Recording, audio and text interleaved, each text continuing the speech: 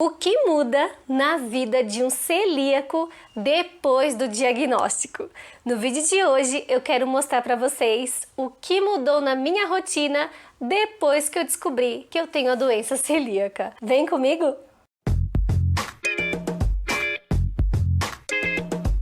Oi gente, bem-vindos ao meu canal mais uma vez!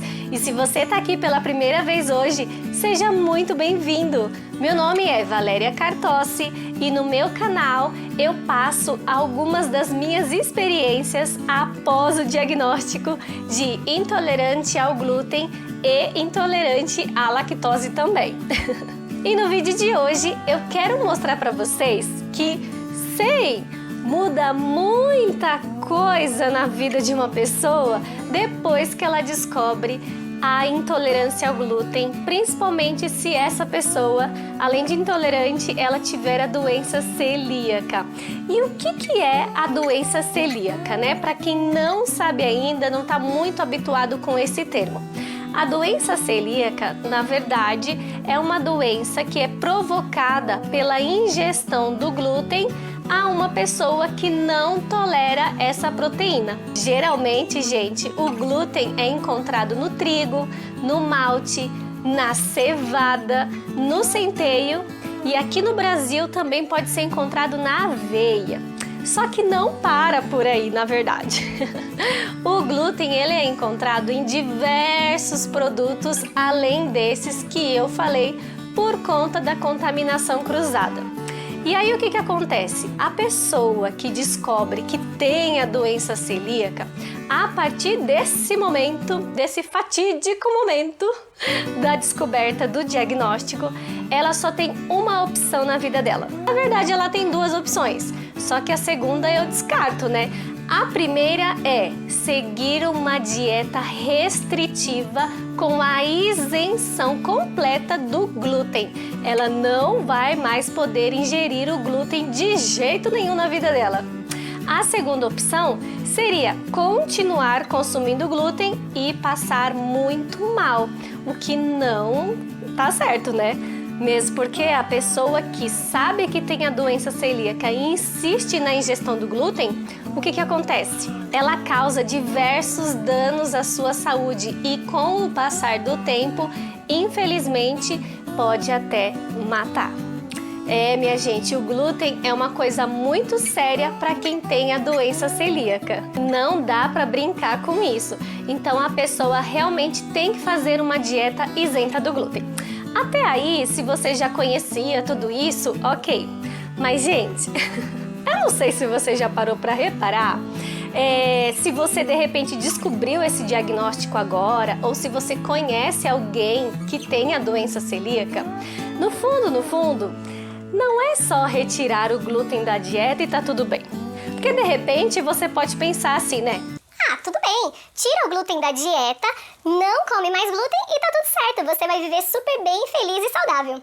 Pra falar a verdade, é verdade. Se você tira o glúten da sua dieta, você começa a se recompor, né? O seu organismo se reorganiza e começa a absorver os nutrientes novamente e você repõe a sua saúde, você fica bem, graças a Deus. O tratamento é válido, né? Tirou o glúten, você fica bem. Colocou glúten, você fica mal. Então sim, tirando o glúten você fica bem. Mas o que ninguém para imaginar é que, gente, a base da nossa alimentação aqui no Brasil, pelo menos, é a base de glúten. Eu não sei se você já reparou nisso, mas se você der uma olhadinha nos rótulos de qualquer produto, né, alimentício, obviamente, que tem aí na sua casa, você vai observar que a maioria deles, né, se são industrializados, contém glúten. Tanto que aqui no Brasil nós temos uma lei que obriga, né, os produtores de produtos alimentícios a colocar nas embalagens se contém ou não contém glúten, de tão sério que é. Então, a partir disso, a gente, né, quem descobre esse diagnóstico, começa a observar que, opa, tá ok, eu vou tirar o glúten da dieta, mas isso significa tirar basicamente 90% da nossa alimentação. Claro, né? Para uma pessoa como eu, que na época, né, aproximadamente 10 anos, que foi quando eu descobri o meu diagnóstico, a base da minha alimentação era muito pobre em nutrientes. Eu não comia muitas frutas, tampouco legumes, verduras. Era assim, o básico mesmo, né, gente? O que a gente come no café da manhã? Por exemplo, pão, bolacha, bolo, enfim, qualquer coisa que tenha numa padaria, por exemplo. Aí você descobre que, opa, quase 100% do que vende nas padarias, se não 100%, é composto por glúten. Ou seja, já começou a mudar o meu café da manhã, que também faz parte do café da tarde, né? Porque são muito parecidos. O lanche da tarde e o café da manhã, pelo menos da rotina que eu tinha, eu já tive que retirar praticamente tudo.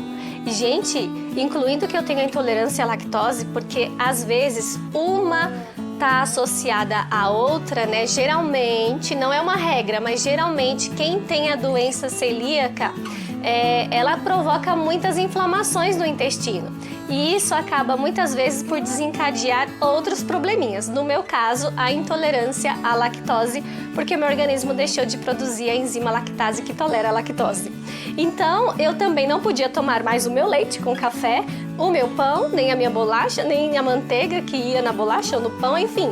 Gente, ou seja, e tirar o glúten da dieta não é tão simples quanto parece. Então, olha só.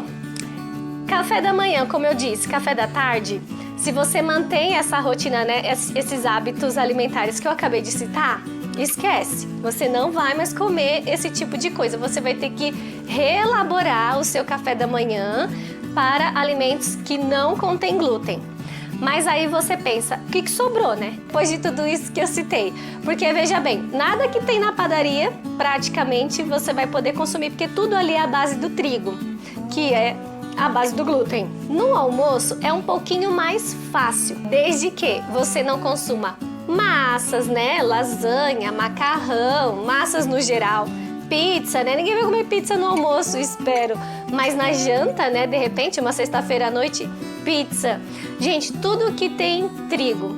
E quando a gente começa a analisar essa lista, a gente vai observar que basicamente tudo que a gente come tem trigo aqui no Brasil. Então salgados, sabe, salgadinhos, quando você vai numa festa também, quitutes, tudo que é servido, gente, basicamente tem glúten.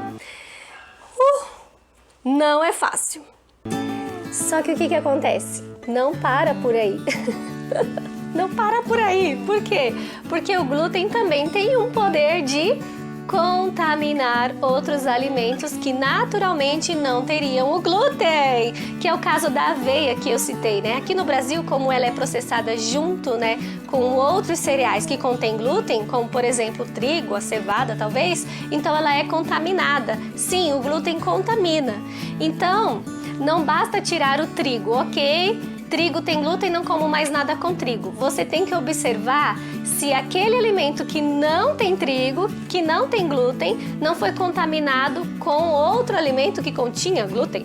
Então você começa a observar que não é tão simples assim.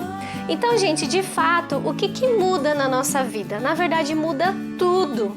Muda tudo se a gente começa a observar que a nossa vida, ela é feita de hábitos, não é mesmo? Hábitos, né? Você tem o hábito de ir ao trabalho, você tem o hábito de tomar banho, você tem o hábito de se alimentar. O hábito de se alimentar, infelizmente, né? Ele esbarra em todos os outros hábitos que a gente tem. No de tomar banho, não, né? Mas, por exemplo, deixa eu dar um exemplo mais claro. Quando você vai trabalhar, então você já... Geralmente, ou você leva a sua marmita, aí ok, porque se você leva a sua marmita, tá tudo certo, você prepara na sua casa, você tem certeza do que você vai comer. Mas se você recebe o almoço lá, né, da sua empresa, talvez, ou se você deixa para almoçar na rua, em restaurantes, aí já começa um problema, minha gente. Por quê? Quem é que garante que aquele restaurante próximo da empresa onde eu trabalho vai fornecer comida sem glúten? Ou, mesmo que eu saiba que determinado alimento não tenha glúten, eu tenho certeza que está livre de contaminação cruzada? Então, gente, começa assim um planejamento, e essa é a palavra, uma reorganização, um replanejamento da sua vida como um todo. Porque para ir para o trabalho, você tem que pensar no que você vai comer durante o seu dia. Se você estuda, né? Se você vai para a faculdade, algo nesse sentido, você também tem que pensar no lanche que você vai levar ou onde você vai comer, porque não é tão simples assim. Não é sair e chegando lá eu vejo o que eu como.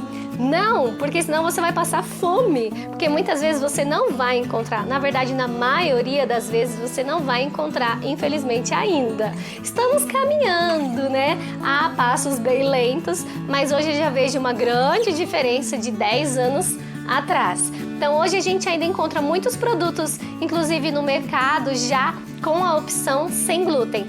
Mas para isso você vai ter que se planejar e comprar antes, né? Porque de repente não tem aquele mercado perto de onde você está. Então, gente, uma simples saída de casa, você já tem que pensar muito bem se você vai demorar. Porque se você vai demorar, você vai ficar com fome. E se você ficar com fome, o que você vai comer? Onde você vai comer?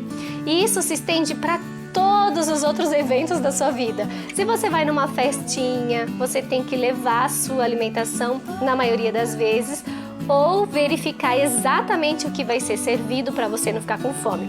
Se você vai num casamento, a mesma coisa. Se você vai para o trabalho, vai para o estudo, enfim. Gente, então, na verdade, às vezes as pessoas falam assim, mas tá fácil, né? Hoje em dia tem muita coisa no mercado, eu já vejo bastante coisas na prateleira sem glúten para você. Mas na verdade só isso não resolve, infelizmente, né? Não resolve porque a gente tem que realmente fazer esse replanejamento todo. Isso gasta uma energia, né, gente? Uma energia mental, né? Porque a gente fica pensando nisso o tempo todo. Porque antes do diagnóstico, você simplesmente vive, né? Você sai, você passeia e lá você encontra um restaurante, um fast food, você sai com seus amigos. A vida social é outra coisa que pega também, porque às vezes as pessoas estão habituadas a irem no McDonald's, a ir no Habib's, ou no shopping e comprar alguma coisa para comer. A gente já vai ter que repensar tudo isso também, porque são lugares que ainda não pensaram em nós. No caso, não tem nenhuma coisa sem glúten ali pra gente. Gente, e não para por aí, tá? Porque o glúten não está só nos alimentos. Ele também pode ser encontrado nas bebidas. Então, além do trigo, ele está presente na cevada, no malte, no centeio e na aveia, como eu disse aqui. Ou seja, se você é chegado numa cervejinha, não mais cervejinha, a não ser que sejam aquelas artesanais próprias feitas sem glúten, aí ok. Mas se não, malte, né? Malte também, que é a base de muitas cervejas. E ovo maltine, por exemplo, né? Aquelas bebidas à base de ovo maltine, milkshake, enfim, tudo isso vai ter que ser repensado na sua nova dieta. Gente, até beijar na boca a gente tem que tomar cuidado, sabia? Porque de repente a pessoa que você vai dar um beijinho acabou de tomar um gole de cerveja, cevada, malte, tem glúten. E sei lá, ela comeu alguma coisa, se tiver algum resquício aqui ainda e você vai lá e dá um beijinho nela, é perigoso. Tá vendo? Até nas paqueras a gente tem que ter cuidado com glúten. Resumindo, gente, de modo geral, descobrir que você tem a doença celíaca não é simplesmente ok, tira o glúten da dieta e tá tudo certo. Não. Você vai ter que realmente reorganizar toda a sua alimentação, inclusive na sua casa, se você mora com alguém que não é celíaco, né? Que não tem essa condição. Porque também os utensílios, os talheres, tudo na sua casa pode ser contaminado com o glúten se alguém manipula alimentos com glúten ali no seu ambiente. Exatamente. Então, realmente é algo assim que é um baque, é um choque, mas esse vídeo não é para te desesperar, tá bom?